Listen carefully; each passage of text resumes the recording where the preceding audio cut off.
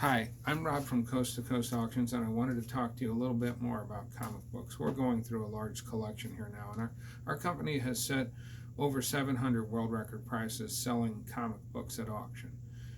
We have a bidder base that's all around the world that can put your comics in front of millions of bidders. But today I wanted to talk to you a little bit about condition. Condition really matters on comic books. The first thing that matters is how rare a comic book is. For instance, a lot of times you have an older comic book, they really weren't meant to stay around. They weren't printed on the best of paper. Kids read them, folded them up, put them in their pocket, passed them on to their friends. Most of them got torn up.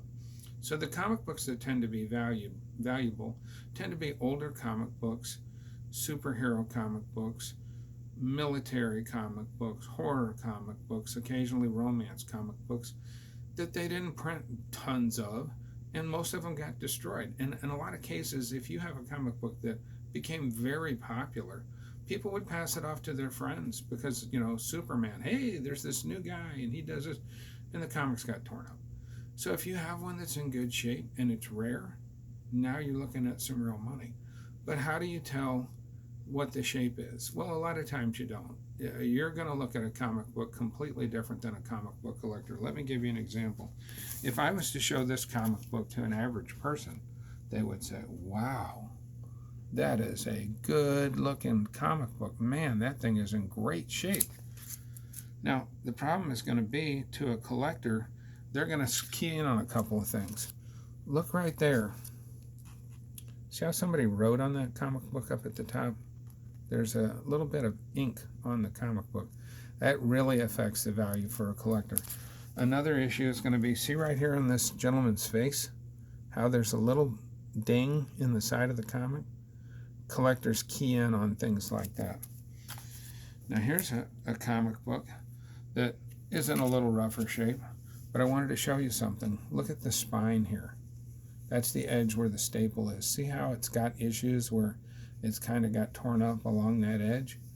Comic book collectors notice things like that a lot. All right, there's another one here, and look at that corner. That's pretty torn up. For a collector, that would hurt the value a lot. Now, if you have a rare enough comic, it could still be quite valuable, but things like that make a huge difference in the overall value of a comic book. So if you have a comic book, and I'm going to use an example like Spider-Man #1. I've sold that comic book for $3,000 and for $300. And the difference was the condition.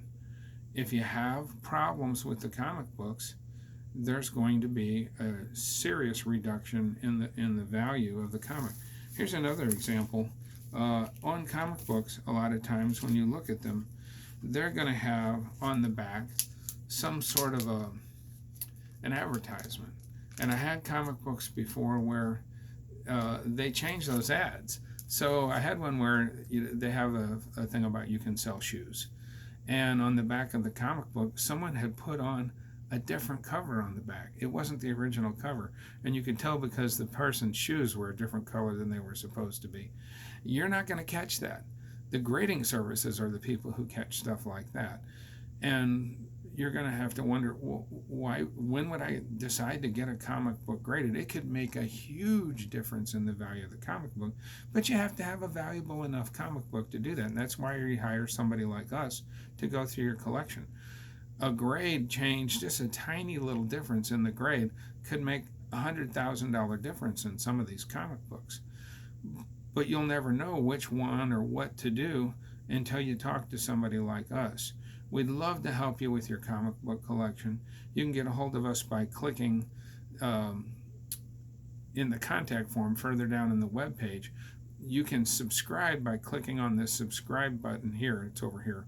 And you could like the video here. So if you got some value out of the video, please click like, click subscribe, and then click the little bell over there so that we can get you a notification when I put up a new video. I don't like to make these things long. I want to keep them short.